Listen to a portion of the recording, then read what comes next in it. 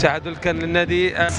المكان اللي تقطفت منه الضربات إذا عن المرمى، لأن لم يتم استغلال المحاولة الأخيرة وستنطلق كرة أمامية بالرأس من حسين علاء، حصة في الوسط مشير كذلك هنا حسين. شوف هذه المحاولة 10 ومكان لاعب رقم كيف كتسمح ليه ما كتسمحش له انه يدير مقابله.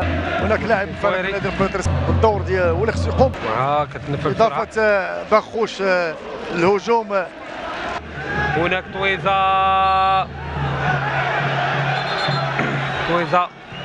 يقول الحكم خطا صالح الفتح.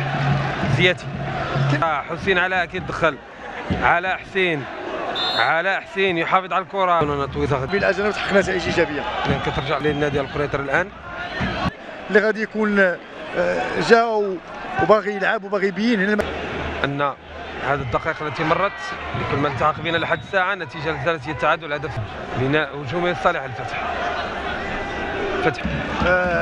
الناس ديال الفريق الفتح فهما عطاو التصريح ديالهم، والناس ديال الكره عند الرقادي تعود على حسين، سقط على الارض. هناك خطا يعود للخطا الحكم،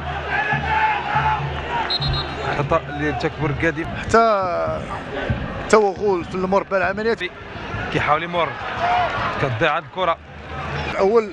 فهذه مقابلات غادي تحسب عليها في الاخير فعلا. فكل المباريات في الاخير فهي